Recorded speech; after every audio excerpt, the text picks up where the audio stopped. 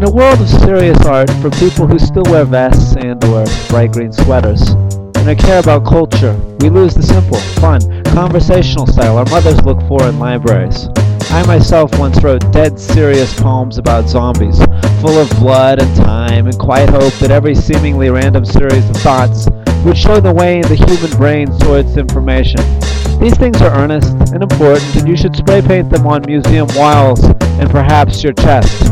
While you are doing that, I will start to tell the story of our star, Detective Girl. Yes, these are verses about a detective girl.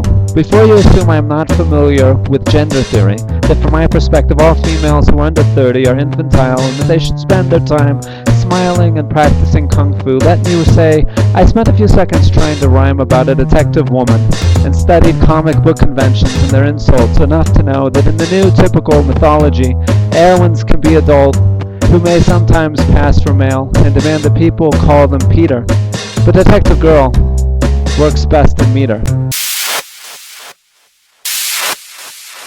Sherlock Holmes, Sam Spade, and Dick Tracy all claim to be male. Today both glamorous and homely crime fighters are obviously female.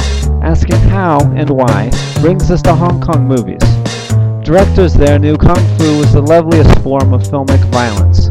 One day they noticed that the action was more lovely with female stylists. 10 years later, Hollywood noticed, and soon we got fighting females in every action film. The real world had to catch up.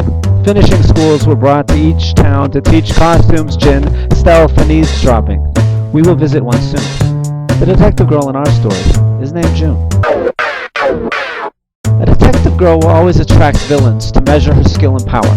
Our girl, June, smashed the fabulous Sabrina with one no-shadow kick, captured the slippery, cruel Mink Boy with her sleep-fast arm lock, and soon people were paraphrasing the old cartoon theme song. Is she strong? Listen, bud, she's got radioactive blood, but blood is really not all of this story. She outfoxed Chess Queen and a flea market swindle, put away Big Brain twice, and stopped his mind control scheme. I'm writing these poems because, in a world of specialists with one advantage, June Pao stands out as a total package.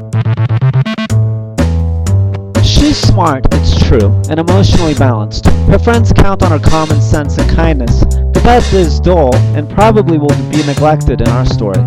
The intense thing we need to return to before I forget is the reference to radioactive blood, which, as we all know and seldom regret, is not common in our world, or attractive. In her world, June never wanted to see radiation inside her skin, but one morning she was, at Detective Girl Academy, injected with defective flu vaccine, and suddenly had powers that are hard to list. But if we wanted to try, it would look like this.